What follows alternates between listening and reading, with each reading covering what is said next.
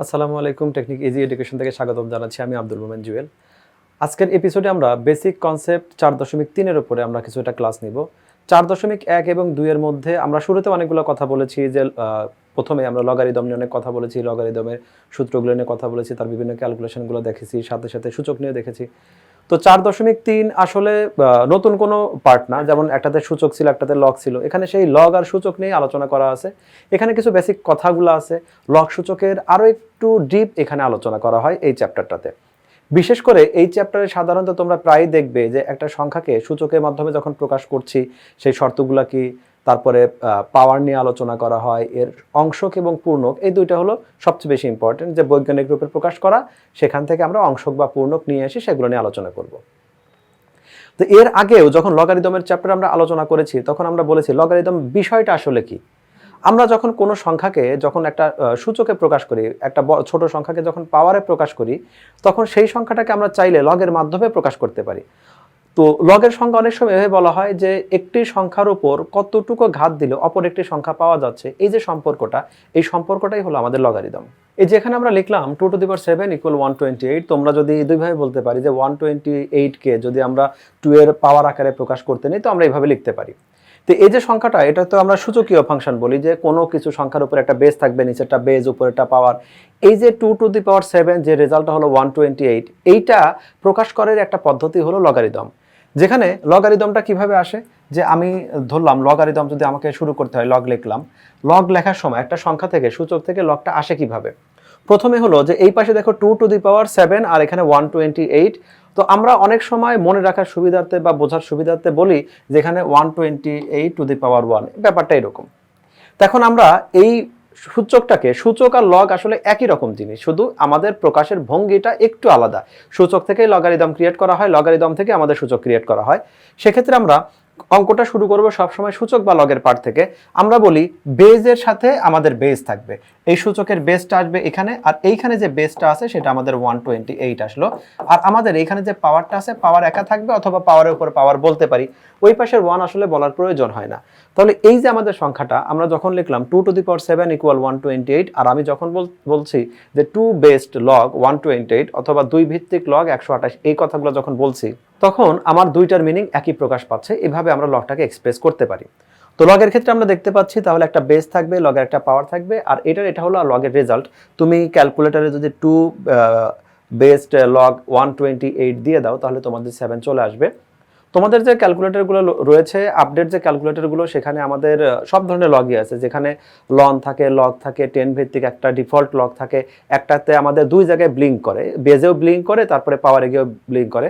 ওখানে আমরা আমাদের সুবিধা মতো যে কোনো মান বসিয়ে এই লগগুলোকে আমরা রিপ্রেজেন্ট করতে পারি। তো সেই কথাগুলো আমাদের এখানে বলা আছে যে লগারিদম হলো সূচকের বিপরীত প্রক্রিয়া, যা একটা নির্দিষ্ট ভিত্তিতে কত ঘাতে উন্নীত করলে একটি সংখ্যা পাওয়া যায়। মানে আমরা এখানে যেমন 2 কে একটা বেস করে 2⁷ দিলাম, এর পরিবর্তে 120 পাওয়া যাচ্ছে, সেই ঘাত বা সূচকটি বের করে, এই প্রক্রিয়াটাই হলো আমাদের লগারিদমের প্রক্রিয়া। আমরা এখানে যে উদাহরণটা দিয়েছি a⁴x = 1, মানে বেসটা হলো আমাদের a, এখানে সূচকটা দেওয়া আছে বা পাওয়ার বা ঘাতটা দেওয়া আছে n, যেখানে a > 0।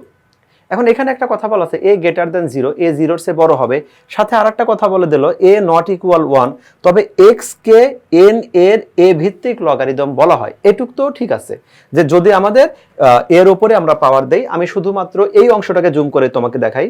এখানে বলছে তাহলে আমাদের a⁴x = 1, n। এখানে আমাদের বৈশিষ্ট্য কাকে বলে দিল, ব্যাখ্যার বেলায় আমার দুইটা ব্যাখ্যাতে দেখো a কে নিয়ে আমাদের একটা আলোচনা করা আছে যে a 0-র চেয়ে বড় হবে, আবার সাথে সাথে এটাও বলে দিল যে এ আমাদের 1 হবে না।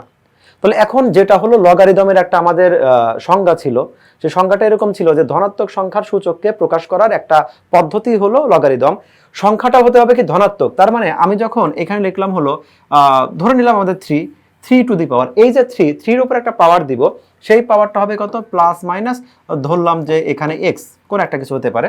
অথবা আমি সবগুলাকেই আমি আপাতত 3 দিয়ে প্রকাশ করছি। আমি এই 3-র পরিবর্তে এখানে আমার 3-র জায়গায় আমি এর জায়গায় আমি 3 লিখলাম, 3 টু দি পাওয়ার সামথিং, লগারিদমের কন্ডিশনই ছিল এরকম যে কোনো ধনাত্মক সংখ্যার পাওয়ার দিব, সেই পাওয়ার প্রকাশ করার একটা পদ্ধতি হবে লগারিদম।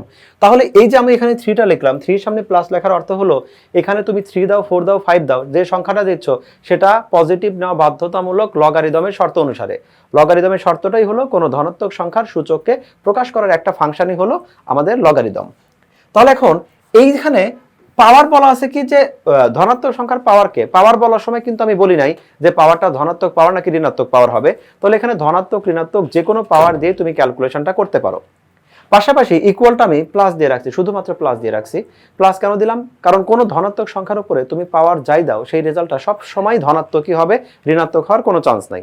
যেমন যদি আমি এই সংখ্যার ক্ষেত্রেই আমি 3 কে পজিটিভ 2 ধরি, 3 এর উপরে পজিটিভ পাওয়ার, তাহলে আমাদের রেজাল্টটা কিন্তু হতো 9। আবার 3 এর উপর যদি আমাদের নেগেটিভ পাওয়ার আসতো, মেবি সংখ্যাটা হয় হলো 0.111 এরকম কিছু আসে। হ্যাঁ, সংখ্যাটা আমাদের প্রথম সংখ্যাটা 9 আসছে আমাদের পজিটিভ পাওয়ারের জন্য, দ্বিতীয় সংখ্যাটা আমাদের পয়েন্ট সামথিং আসছে নেগেটিভ পাওয়ারের জন্য। নেগেটিভ পাওয়ারের জন্য আমাদের সংখ্যাটা অনেক ছোট হতে পারে, 0.000001 কিছু একটা হতে পারে, বাট এই সংখ্যাটা কখনোই নেগেটিভ হবে না। তাহলে লগারিদম যেটা দেখতে পাচ্ছি যে আমাদের এই যে লগারিদম যেটা আমরা ক্রিয়েট করি এর পরিস্থিতিটা প্রথমেই দেখে রাখি যে এভাবেই লগারিদমের বাকি যত ক্যালকুলেশন আছে সেগুলো আমরা দেখব। সেটা কিভাবে? যদি আমরা এই এতক্ষণে যে সংখ্যাটা দেখলাম সেটাই যদি লগারিদমে প্রকাশ করতে নেই, প্রথমটা 3a² এইটা সমান হবে 9। 3a² আমি পজিটিভ নিলাম, কিন্তু 3টাকে আমি পজিটিভ নেব, এটা আমার বাধ্যতামূলক লগারিদমের কন্ডিশন অনুসারে। তাহলে যখন আমি লগারিদমটা ক্রিয়েট করব তাহলে এখানে আসবে কত?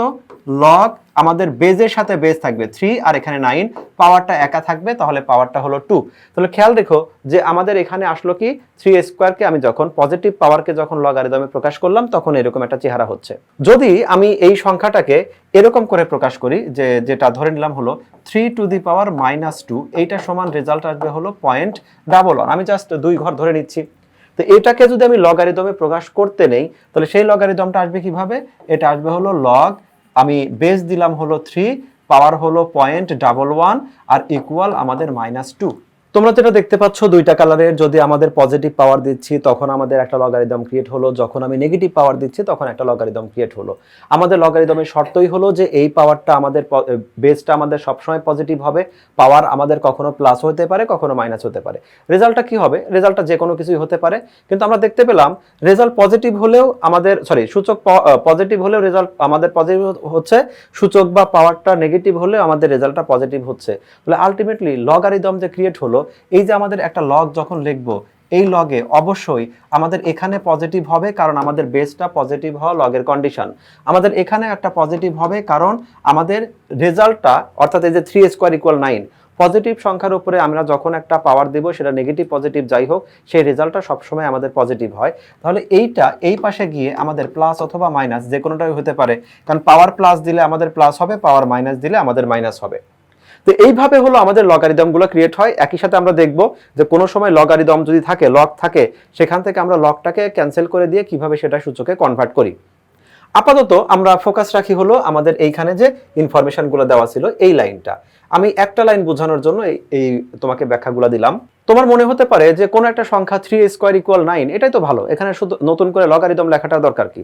অথবা 3⁻², এটা সমান সামথিং, এটাকে লগারিদমে প্রকাশ করা দরকার কি? অসুবিধা হয়টা কোথায়? যখন আমাদের একটা সংখ্যা অনেক বড় একটা সংখ্যা চলে আসে, লগারিদম যেহেতু ধনাত্মক সংখ্যার উপরে হতে হবে, আমাদের দেখা গেল 0.00256789 কিছু একটা আসছে, অথবা 12.345789 এর উপরে কোনো সূচক থাকছে।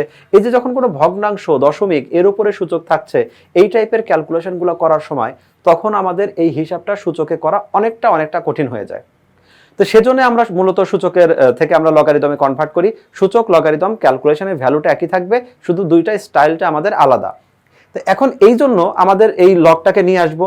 এই লগটা নিয়ে আসার সময় আমরা দেখতে পাচ্ছি যে আমাদের এখানে কন্ডিশন দেওয়া আছে শুধুমাত্র a 0-এর চেয়ে বড় হবে, a আমাদের 1-এর চেয়ে আমাদের 1-এর সমান হবে না, বড় হবে। 0-এর চেয়ে বড় মানে কি? 0.1 হতে পারবে, 0.001 হতে পারবে, 0.5 হতে পারবে, 1.001 হতে পারবে, 0.99 হতে পারবে, এক্সাক্ট শুধু 1টা হবে না। আমরা শুরুতে কি আলোচনা করলাম? আমরা লগারিদমটা নিয়ে আসছি হলো সূচকের ক্যালকুলেশনটাকে যেন ইজি করা যায়, আমার হিসাবের সুবিধার জন্য আমরা লগারিদমটা নিয়ে আসলাম। কিন্তু যদি আমি প্রথমে দেখি যে নট ইকুয়াল ওয়ান, এই নট ইকুয়াল ওয়ানটা কেন? কারণ যদি আমরা একটা সংখ্যা লিখি যে ধরো 1 টু দি পাওয়ার এটা হলো 100, তাহলে রেজাল্টটা কত? রেজাল্টটা 1 হবে। সূচকের উপরে অথবা 1 টু দি পাওয়ার -100, রেজাল্টটা কত হবে? আমাদের 100 হবে, সরি 1 হবে। সূচকের উপর আমরা যাই পাওয়ার দিচ্ছি, রেজাল্টটা যেহেতু মানে 1 এর উপর আমরা পাওয়ারটা যাই দিচ্ছি, তাহলে এই রেজাল্টটা যেহেতু সবই 1 হচ্ছে, তাহলে এই 1 নিয়ে আলোচনাটা করার কি দরকার? আমি লগটা ব্যবহারই করছি বা লগটা উদ্ভব হয়েছে বা লগটা আমাদের কাছে নিয়ে আসা হয়েছে শুধুমাত্র আমাদের হিসাবটা যেন অনেক ইজি হয়, অনেক খুব সহজে যেন অ্যান্সারগুলো বের করতে পারি। তো যে হিসাবটা কোনো হিসাবের মধ্যেই পড়ে না, হিসাবের মধ্যে পড়ে না বলতে বোঝাচ্ছি একদম নর্মাল কনসেপশন থাকলেই আমরা বুঝতে পারি যে 1 টু দি পাওয়ার সামথিং মানে 1, এখানে তো আলাদা করে হিসাব করার কিছু নাই। সেজন্যই আমরা এই 1 এর হিসাবটা করব না। এটা হলো লজিক। এর কিছু ম্যাথমেটিক্যাল টার্মও আছে যে আমাদের 1 দিলে সমস্যাটা কোথায়, ঘুরে ফিরে আমাদের একই জিনিস চলে আসে সেজন্য। দ্বিতীয় কথা হলো যে আমাদের 0 গ্রেটার দেন আমাদের এ, এই যে ভিত্তিটা আছে লগারিদমের শর্তটাই হলো যে কোনো ধনাত্মক সংখ্যার সংজ্ঞা অনুসারেই কোনো ধনাত্মক সংখ্যার সূচককে, তো সংখ্যাটাই যেহেতু ধনাত্মক হবে সেজন্য আমরা এখানে গ্রেটার দেন 0 দিয়ে দিলাম, মানে 0-র চেয়ে বড় তাহলে যে কোনো সংখ্যা। তার মানে আমরা এই 0 থেকে শুরু করে আমি একদম কোনো একটা সংখ্যা যেটা আমাদের ইনফিনিটি পর্যন্ত চলবে, এরকম যে কোনো সংখ্যার জন্যই আমরা আলোচনা করতে পারি লগারিদম নিয়ে। শুধু এইটুকের মধ্যে একমাত্র 1 বাদ যাবে, 1কে বাদ দিয়ে আমরা হিসাব করব। তো এই শর্তটা যদি ফিল আপ করে কোনো একটা সংখ্যা সূচক, এই শর্তটা যদি ফিল আপ করে সে 0-র চেয়ে বড় হবে আর সে 1 হবে না, এই দুইটা কথা রেখে তাহলে আমাদের x কে n এর a ভিত্তিক লগারিদম বলা হয়। এভাবে আমরা লগারিদমগুলোকে ক্রিয়েট করব। তো তোমাদের কখনো এমসিকিউতে যদি এরকম ম্যাথগুলো চলে আসে, তুমি খেয়াল রাখবে যে এই যে আমাদের ভিত্তি বা লগের সাথে যে দুইটা অংশ আছে, ভিত্তি পাওয়ার যাই থাক, এটা আমাদের পজিটিভ নাকি নেগেটিভ আছে, তাহলে আমরা ক্যালকুলেশন ছাড়াই এমসিকিউতে বলে দিতে পারবো যে এই অংশটা আমাদের মিথ্যা, এই অংশটা আমাদের সত্য। সূচক সম্বন্ধে আরো কথা বলা আছে, x এর মান ধনাত্মক ঋণাত্মক যাই হোক না কেন a to the power x সর্বদা ধনাত্মক হবে, যেটা আমি অলরেডি বলেছি। বাস্তব সংখ্যার লগারিদম নির্ণয় করা যায়, মানে বাস্তব সংখ্যা তো বুঝি যে আমাদের ইনফ্যাক্ট আমাদের 9-10 আমরা শুধু বাস্তব সংখ্যা নিয়ে আলোচনা করি, ধনাত্মক ঋণাত্মক যে কোনো সংখ্যাই আমাদের বাস্তব। শুধুমাত্র আমরা যখন এইচএসসি-তে যাব তো রুটের মধ্যে মাইনাস আসলে একটা ফ্যাক্ট টার্ম আসে, সেই টার্মটি হয়তো আপাতত নাই, আমরা ওইখানে যাচ্ছি না। শূন্য বা ঋণাত্মক সংখ্যা লগারিদম নির্ণয় করা যায় না। লগারিদম টার্মটাই আমাদের সংজ্ঞা অনুসারে এমন একটা টার্ম যেখানে আমাদের শূন্যর চেয়ে বড় হবে, তাহলে ওই শূন্য অথবা আমাদের যেটা নেগেটিভ এই সংখ্যাগুলো দিয়ে আমরা লগারিদম করব না। আমরা শুরুতে যেটা দেখেছিলাম যে আমাদের 3 ভিত্তিক যে লগটা ছিল সেটা হলো এখানে ছিল হলো 3 বেস log 9 ইকুয়াল আমাদের 2 ছিল। তারপরে আমরা যদি কখনো ক্যালকুলেটর এইভাবে প্রেস করি যে এটা কিভাবে আসে সেটাও দেখা যায়, তবে আপাতত তুমি যদি লগ প্রেস করো 9 বেসকে দাও 3 পাওয়ারে দাও, সেক্ষেত্রে আমরা রেজাল্ট পাচ্ছি হাফ।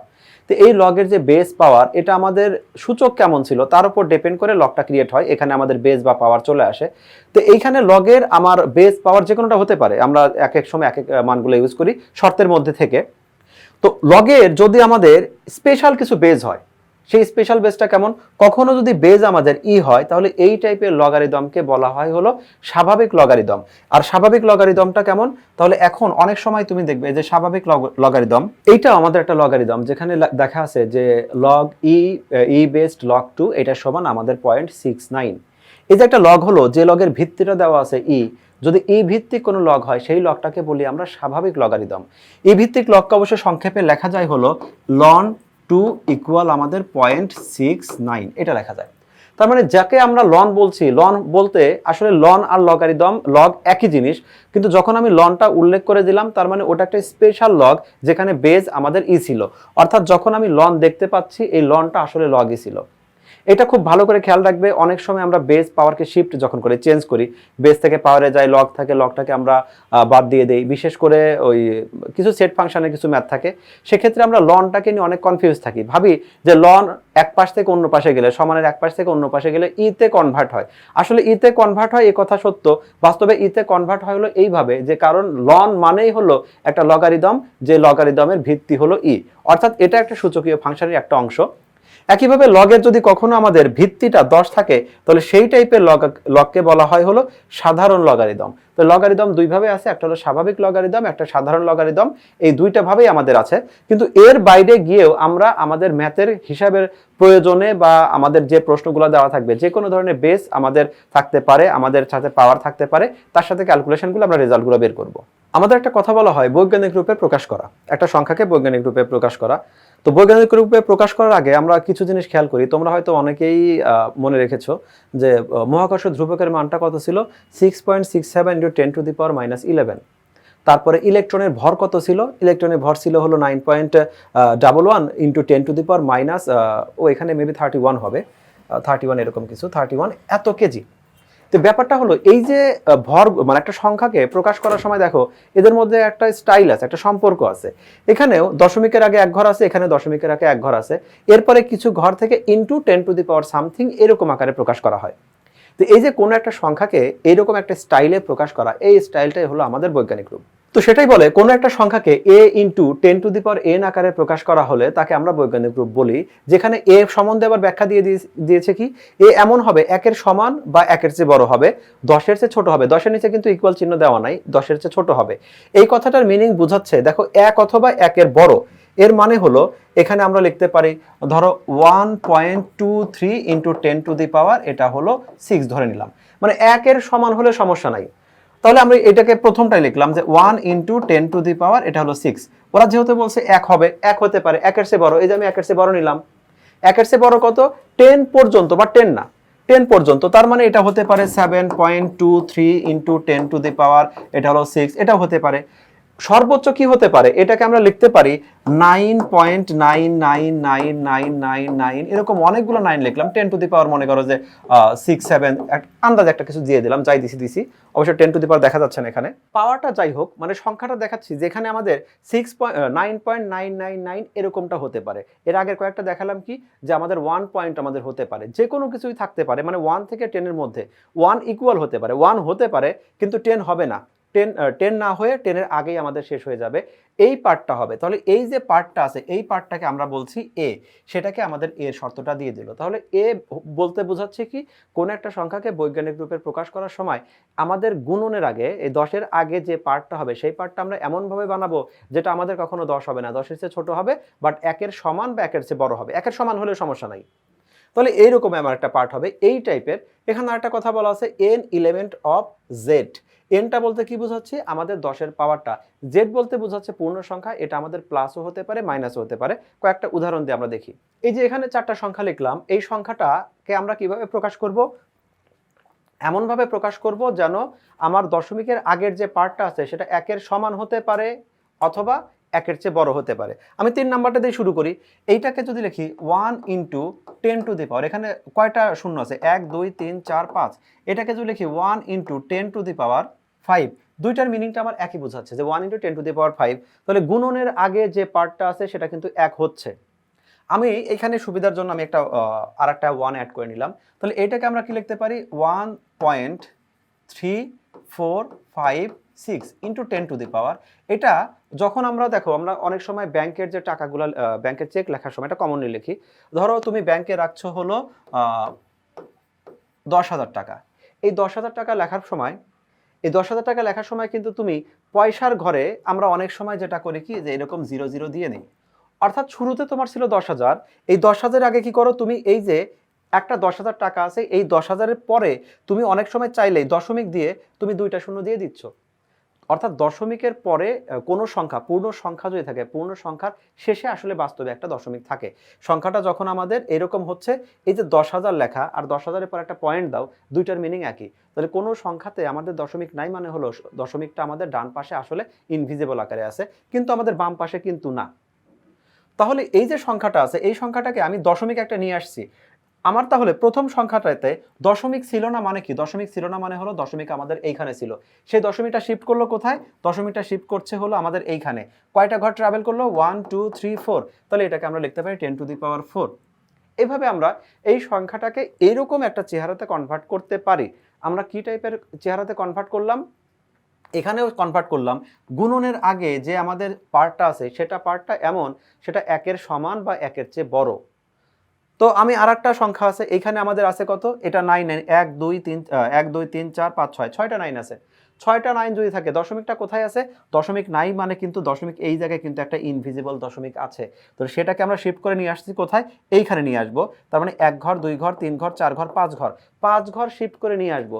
5 ঘর শিফট করে যখন নিয়ে আসছি এটাকে লিখতে পারি 9.9999 1 2 3 4 5 9 ইন্টু 10 টু দি পাওয়ার, আমরা 5 ঘর শিফট করেছি তাহলে আমাদের 10 টু দি পাওয়ার 5 এটা করলাম। তাহলে এখন আমরা এই যে যেগুলো আমরা করছি এগুলোতে কালারের দিকে খেয়াল করো তো।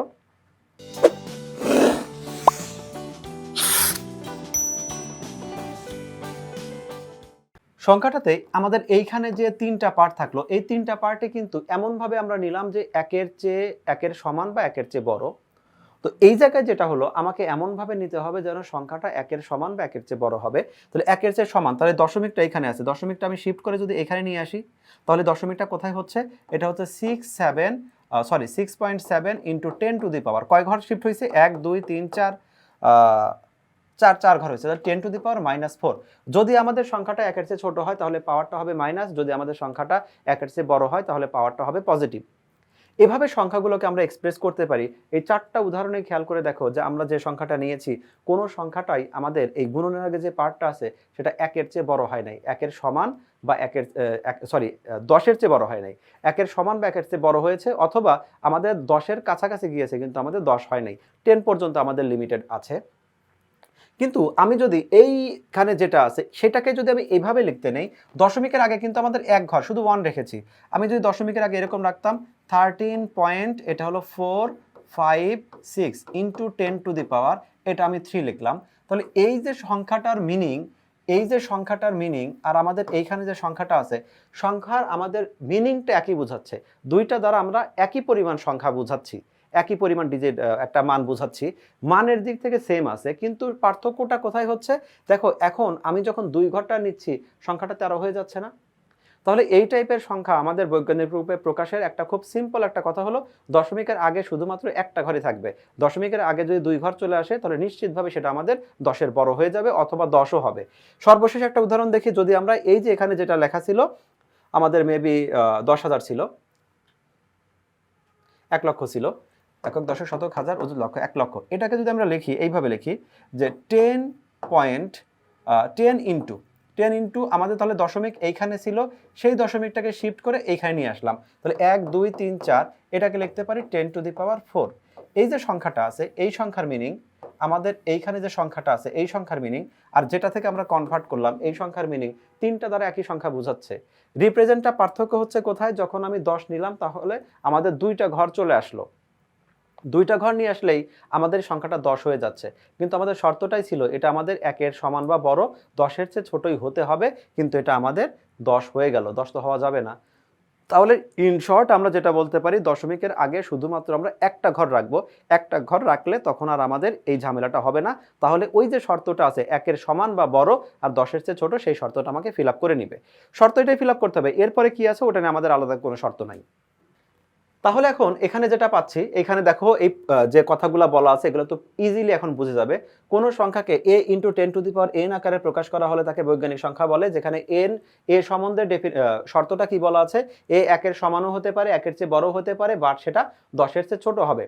n মানে কি, যে পাওয়ারটা হবে 10-এর উপরে যে পাওয়ার সেটাকে আমরা n বলবো, আর সেই nটা এলিমেন্ট অফ z, তার মানে প্লাস অথবা মাইনাস যে কোনোটা হতে পারে।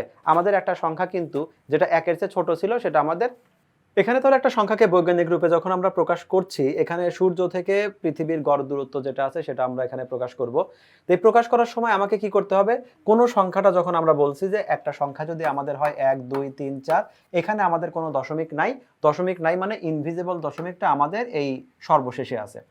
তো এই জায়গায় আমাদের দশমিকটা তাহলে নাই মানে হলো এই যে এইখানে এইটা একটা ইনভিজিবল দশমিক আছে, আমি সংখ্যাটাকে কিভাবে শিফট করবে এমনভাবে আমি এইখানে যেভাবে আমরা লিখলাম যে প্রথমে 15টা লিখে রাখলাম, তারপরে শূন্য সহ যেটা আছে 8টা শূন্য সেটাকে 10 টু দি পাওয়ার 8 দিলাম, 8টা শূন্য মানে হলো 10 টু দি পাওয়ার 8 এটা দিলাম, সেগুলোকে এরকম করে আমি সাজাতে পারি। আমি এটাকে আবার 10 দ্বারা গুণ করলাম, এটাকে 10 দ্বারা ভাগ করলাম, তাহলে আমাদের 1.5 এরকম চলে আসলো। তুমি এভাবেও চিন্তা করতে পারো, অথবা তোমার এরকমভাবে চিন্তা করতে পারো যে আমি লিখলাম হলো এখানে পূর্ণ সংখ্যা যেগুলো আছে শূন্য বাদে আমরা 1.5 এইটুকু লিখে নিলাম, এইটুকু লিখে নিয়ে একটা 10 লিখবো।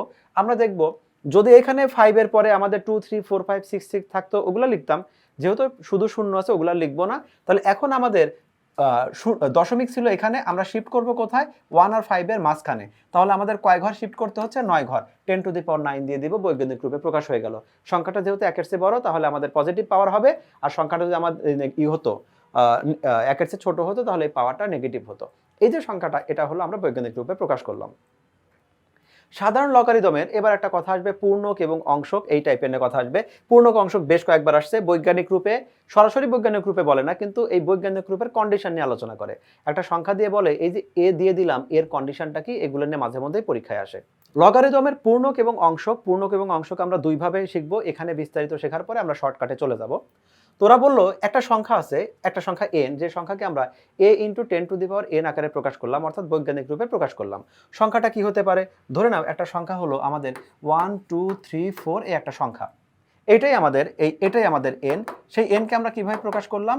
আমরা প্রকাশ করলাম যে 1.234 × 10⁻, এটা হলো 3, এরকম আকারে প্রকাশ করলাম।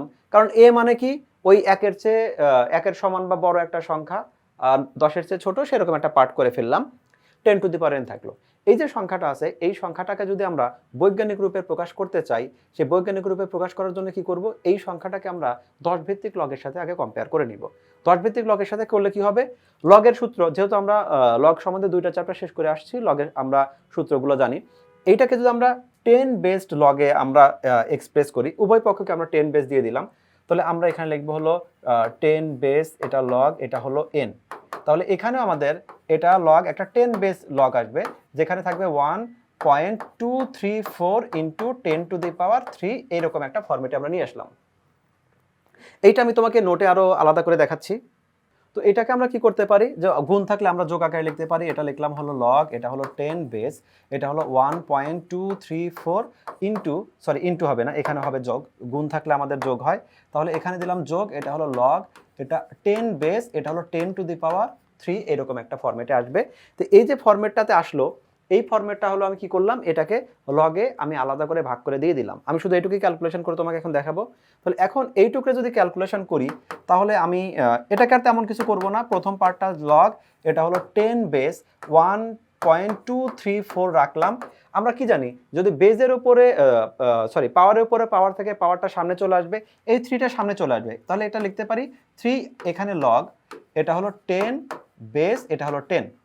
তাহলে সর্বশেষ লাইনটা আমাদের কি দাঁড়াচ্ছে? সর্বশেষ লাইনটা হচ্ছে এরকম, যে লগ, এটা হলো 10 বেস 1.234 প্লাস এটা হলো শুধুমাত্র 3, কারণ আমাদের বেস পাওয়ার সেম হলে তার পরিবর্তে 1 লিখতে পারি। তো এই যে 1টা আসলো, এই 1টাই হলো আমাদের পূর্ণক। আর আমাদের এইখানে যে পার্টটা আসলো, লগের সাথে যে পার্ট আছে, এখন তুমি লগ ক্যালকুলেটরে যদি লগ প্রেস করে এটা লেখো, তোমার ক্যালকুলেটরে যদি ভার্সনটা এমন হয়, সেটা হলো 10 ভিত্তিক লগই তোমাদের অপশন আছে, তুমি সেটা লিখবে।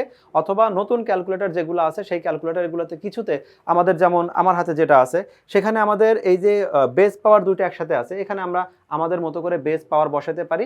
বসায় ক্যালকুলেশন করলে যে রেজাল্টটা পাবে সেটাই হলো অংশক, এইটা হলো পূর্ণক। তো আমাদের এইটা পার্টে আমাদের আলোচনা করার কথা ছিল যে লগের পূর্ণক বলতে কি বুঝি। তাহলে এই যে আমাদের লগের এই পূর্ণ সংখ্যা যেটা পাওয়া যাচ্ছে, এই পূর্ণ সংখ্যাটাই হলো আমাদের পূর্ণক, আর আমাদের লগ সহ যে পার্টটা পাওয়া যাচ্ছে সেটা হলো আমাদের অংশক। তো এভাবে আমরা একটা সংখ্যাকে বৈজ্ঞানিক রূপে প্রকাশ করতে পারি, সেখান থেকে আমরা লগারিদমের পূর্ণক এবং অংশক বের করতে পারি।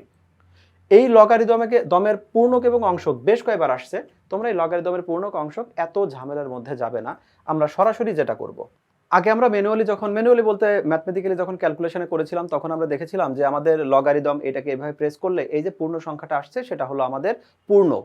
কিন্তু পূর্ণক যদি তুমি সরাসরি বের করতে চাও, তুমি জাস্ট ক্যালকুলেটারে তুমি তোমার যে ভার্সনটা আছে সেই ভার্সনে তুমি লগটা উঠাও। যদি তোমার এই আমার হাতে যেটা আছে, যেখানে আমাদের বেস পাওয়ার দুইটাতেই ব্লিঙ্ক করছে, এরকম হলে বেজের জায়গায় তুমি 10 বসাও, পাওয়ারের জায়গায় 1 2 3 বসাও, 3 4 বসাও।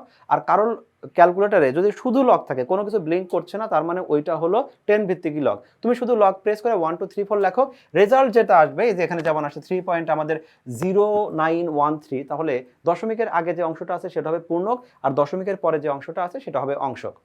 এখন দেখো আমাদের পূর্ণকটা ঠিক একই আছে। আবার ক্যালকুলেটারে তুমি যদি 10 ভিত্তিক লগ 1.234 বসাও, তুমি দেখবে এক্স্যাক্ট আমাদের এই দশমিকের পরে যে অংশটা আছে সেটাই আমাদের হচ্ছে। তাহলে আমাদের ক্যালকুলেটর ইউজ করে আমরা এভাবে অংশক এবং পূর্ণক আমরা বের করতে পারি। এখানে আরেকটা কথা বলা যায় যে আমরা পূর্ণক অংশকে এভাবেও চিন্তা করতে পারি, এটা শুধুমাত্র পূর্ণকের বেলায়। যদি আমরা অঙ্কটা এরকম হয় 1 2 3 4, এটাকে লিখতে পারি 1.234 ইন্টু 10⁻³ এই যে আমাদের 10-এর উপরে যে পাওয়ারটা হচ্ছে সেটাই হলো আমাদের পূর্ণক।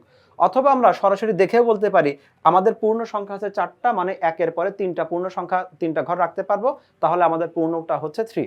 তো পূর্ণক আমরা সরাসরিভাবে বের করতে পারি, বাট অংশকের বেলায় আমরা ক্যালকুলেটর ইউজ করব।